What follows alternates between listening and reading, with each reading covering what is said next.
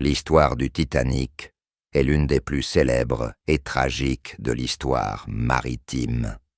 Voici une version détaillée de cette histoire fascinante. Le RMS Titanic était un paquebot britannique, le plus grand et le plus luxueux de son époque. Conçu par l'ingénieur Thomas Andrews, il faisait partie de la classe olympique de la White Star Line. La construction du Titanic a commencé en 1909 au chantier naval Harland and Wolff à Belfast, en Irlande du Nord. Le navire mesurait 269 mètres de long, 28 mètres de large et pesait environ 46 000 tonnes. Il était équipé de 16 compartiments étanches, ce qui le rendait, selon ses concepteurs, pratiquement insubmersible. Le Titanic a quitté Southampton, en Angleterre, le 10 avril 1912 pour son voyage inaugural vers New York.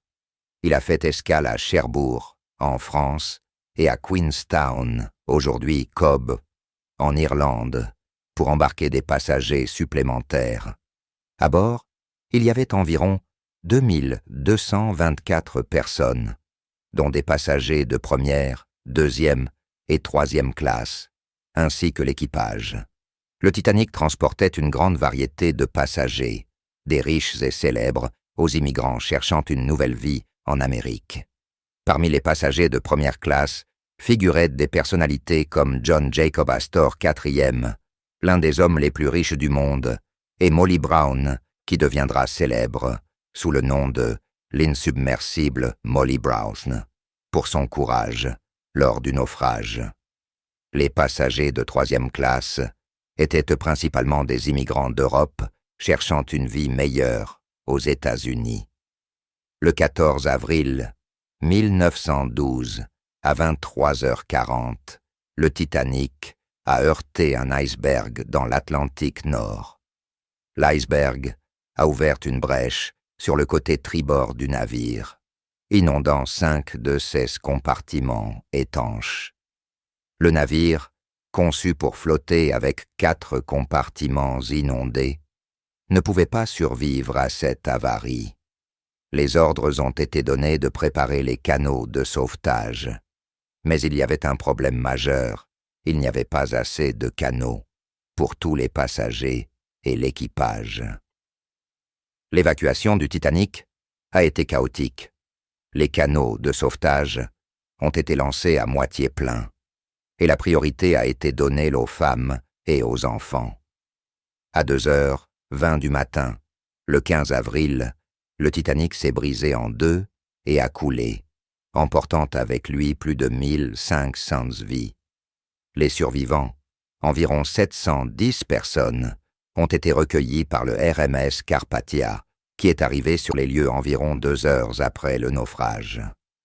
Le naufrage du Titanic a choqué le monde et a conduit à des enquêtes aux États-Unis et au Royaume-Uni. Ces enquêtes ont révélé de nombreuses lacunes en matière de sécurité maritime, notamment le manque de canaux de sauvetage et l'absence de procédures d'évacuation adéquates. En réponse, de nouvelles réglementations ont été mises en place, y compris la Convention internationale pour la sauvegarde de la vie humaine en mer SOLAS de 1914. Le Titanic est devenu un symbole de la fragilité humaine face à la nature. Son histoire y a été immortalisée dans des livres, des documentaires et des films, le plus célèbre étant le film de 1997, réalisé par James Cameron. En 1985, l'épave du Titanic a été découverte par une expédition dirigée par Robert Ballard, à une profondeur de 3800 mètres dans l'Atlantique Nord. Cette découverte a ravivé l'intérêt pour le Titanic et a permis de nouvelles recherches sur les causes de son naufrage. L'histoire du Titanic est une tragédie qui continue de captiver l'imagination du public. Elle nous rappelle les limites de la technologie et l'importance de la sécurité maritime. Le Titanic, autrefois symbole de luxe et de progrès, est devenu un mémorial pour ceux qui ont perdu la vie cette nuit fatidique d'avril 1912.